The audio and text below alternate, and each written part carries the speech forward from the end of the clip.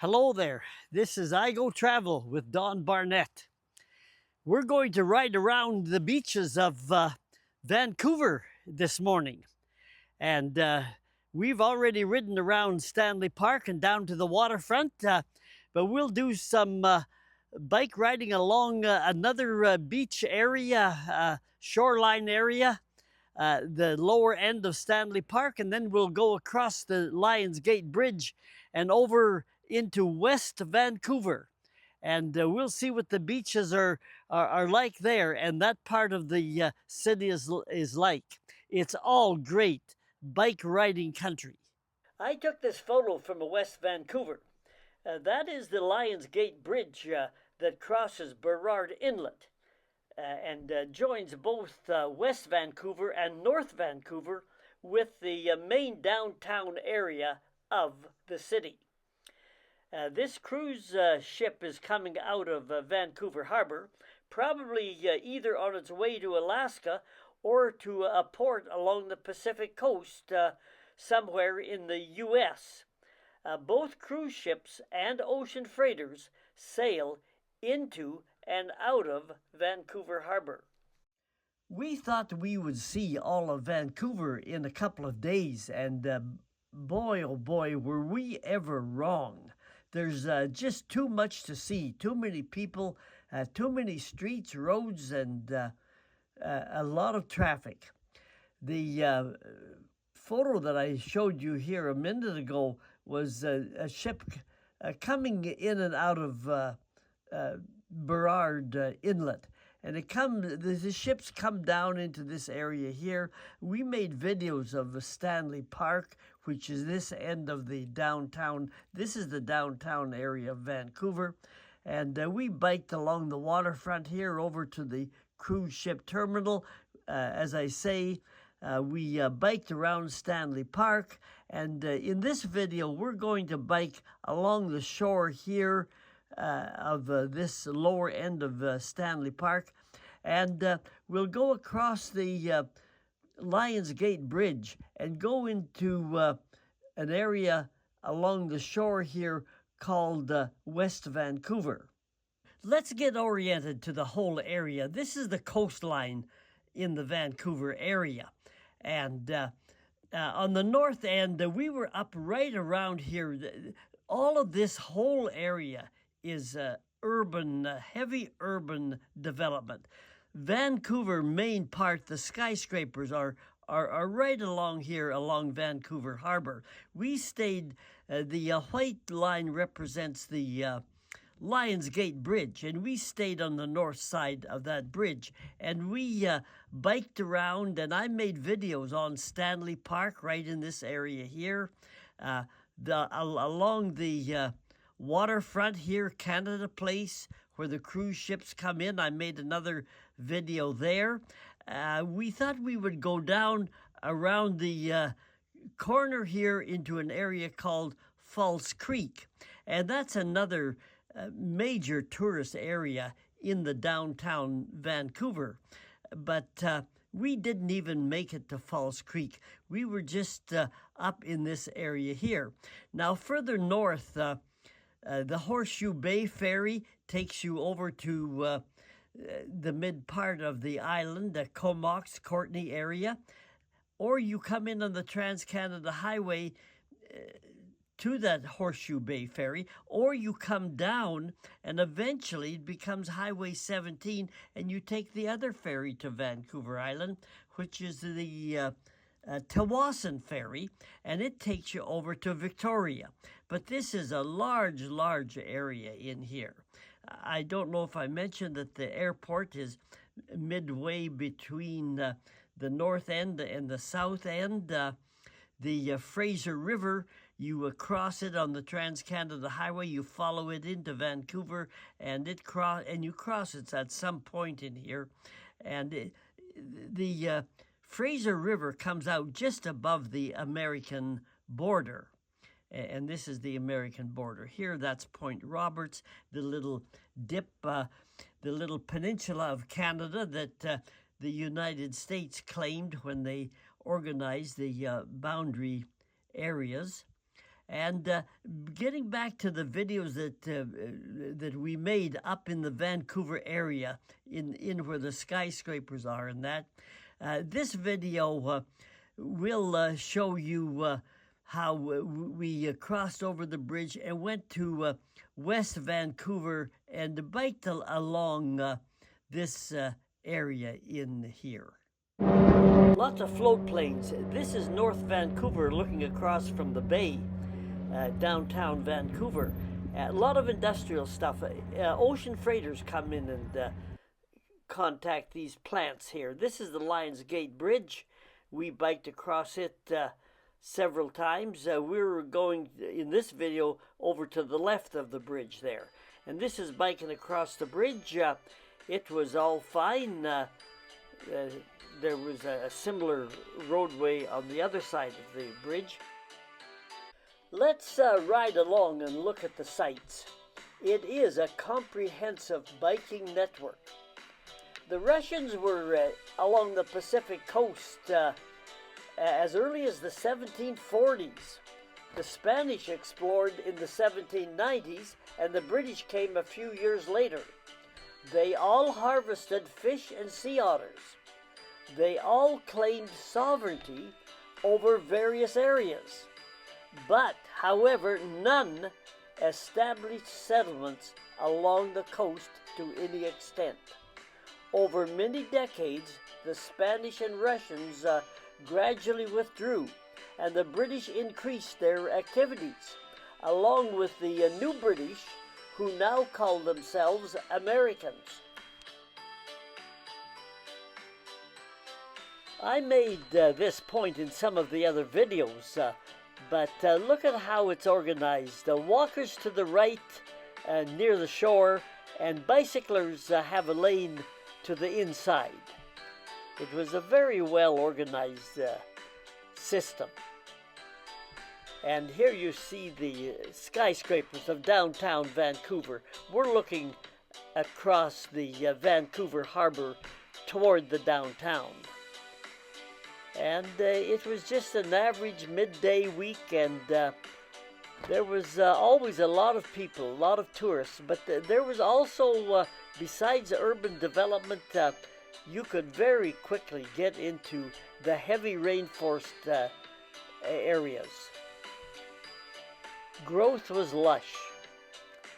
There were places where there were a lot of flowers, and just not right in here, but the growth, the Douglas fir is the main tree along the coast here.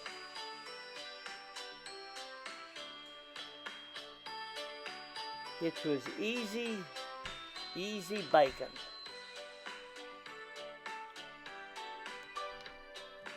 Of course, you don't have to bike or rollerblade or skateboard to enjoy it.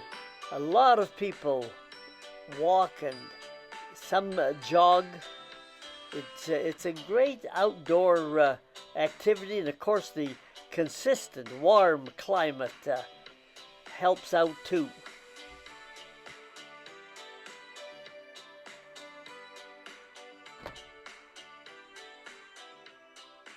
At one place you could take a wagon ride pulled by horses. Now horses poop, and when they do, they leave a lot of stuff on the pavement. The question is, who cleans it up? Poop and crowds of people don't go together. I was at a similar place one time, and a guy followed the horses with shovel and bag and cleaned up right away. But I saw no such guy around here, so I asked. And the fella pointed out, he said, "Look under the tail." There it was, a horse diaper. A bag catches everything, and bags are changed when the horses come back to the station. Pretty smart, eh? It sure beats shoveling. The last photo that I showed you about the horses, that kind of reminds me of you somehow. Just while we're riding along enjoying the scenery and the weather, I wanted to tell you that Britain and Spain nearly went to war over the Pacific coast here. For 200 years, Spain had enjoyed exclusive right to the coast, basically from Alaska to the southern U.S. Not far from here, over on the far side, the outer Pacific side of Vancouver Island, just up north of Tofino, is a place called Nootka Sound. And in that bay there, British and Spanish ships had a confrontation. This is a map of Vancouver Island. Victoria's down here, and the British and Spanish confrontation with their ships occurred at Nootka Sound on the outer edge of Vancouver Island. And Nootka Sound is about 70 kilometers north of Tofino, which is a big tourist area today. And it's about 270 kilometers northwest of Victoria. Spanish commander captured the British ship, the main ship, and arrested them and took prisoners and the ship back down to Mexico, a place called San Blas, Mexico, which is near Puerto Vallarta and Mazatlan, in between those two tourist cities that Canadians often go to today. And they had a series of meetings. They called them the Nootka Sound Conventions. And after those three meetings, it was determined that Spain, who was already withdrawing and pulling back from the northern part of the Pacific coast, Spain agreed that Britain would have equal trading and fishing rights up and down the Pacific coast. So it was the pulling back of Spain and the advance of the British along the Pacific coast here in what is now British Columbia. This map is a similar map, a little closer up view. 70 kilometers up the coast from Tofino is Nootka Sound. And there are no roads in this part of the country. It's all by seaplane today. It is still quite a wilderness area. You have to go by seaplane to get up there. There are no roads. Nootka Sound was a watershed point in history. Spain pulled back from its North Pacific explorations and claims. Spain was out. Britain was in, and would become a major factor in claims of influence and sovereignty on the North Pacific coast. The three European countries that initially explored the Pacific coast were Russia, Spain, and England. For 200 to 250 years, they explored and harvested sea otters, fish, and a bit of lumber, but they did not establish any permanent settlements north of San Francisco or what could be called the North Pacific coast all the way to Alaska. The Spanish withdrew to focus on the Americas the American Southwest, Mexico, and South America. The Russians eventually sold out to the Americans. The British remained long enough to ensure the establishment of a territory called Canada, then graciously exited North America. It left only two countries into this modern era, Canada and the United States. A few years after the boundary was determined, Canada, through a peaceful and harmonious process, negotiated independence from Britain. That's enough of this history stuff. Let's get back to bike riding and looking at the scenery. We biked by this statue of Harry Jerome, a Canadian world-class sprinter who won a bronze medal in the 1964 Olympics and set 7 world records over his career. He was born in Prince Albert, Saskatchewan, and died suddenly of a brain aneurysm at age 42 in his home area here in Vancouver. Just in case you're as confused as I was before I went to Vancouver, let's quickly look at this sketch map again. This is the bridge, Lions Gate Bridge across the Burrard Inlet and Vancouver Harbor out here. We made videos of the Stanley Park area and of the waterfront here. The cruise ships came in this way to the waterfront. And as you look north, you see North Vancouver. But to get to North Vancouver, of course, you have to go across the Lions Gate Bridge. And if you turn to the right, you go to North Vancouver. If you turn to the left, you go to West Vancouver. So to get to West Vancouver, where we're going to, you have to go to North Vancouver area first and then go west along this way here. And we're right along the beach area of West Vancouver. This is some of the beach area. It went a lot further west than what we biked on. Sunny day and people were starting to come out. That's the Lions Gate Bridge and that cruise ship sailing out of the harbor. This was one of the access areas to part of the beach. The beach was all free of charge, no charges or fees whatsoever. That was a short train that went through.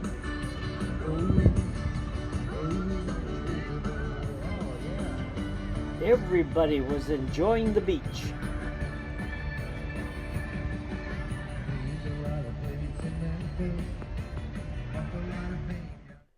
With the hot summer sun, Vancouver beaches are as good as any place. Sun, sand, and water in abundance.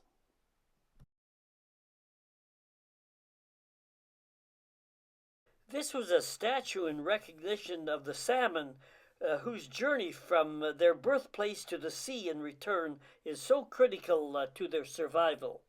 Bunches of flowers all along the bike path. We took a break here and ended up having a pleasant conversation with locals who were out to also enjoy the sun, beach, and trail.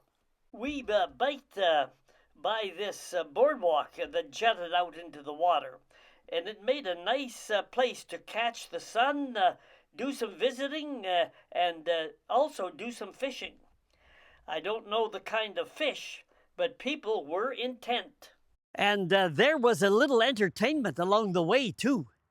Yesterday's dead and gone, and tomorrow's out of sight, and it's so sad to be alone. Help me make it through the night. We biked along until we found this retail area.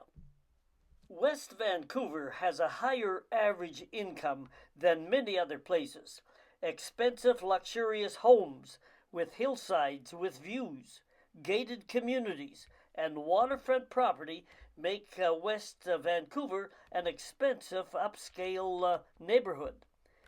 Canadian lax tax laws have made the entire Vancouver area easier to hide foreign money through real estate investments and money laundering at some casinos.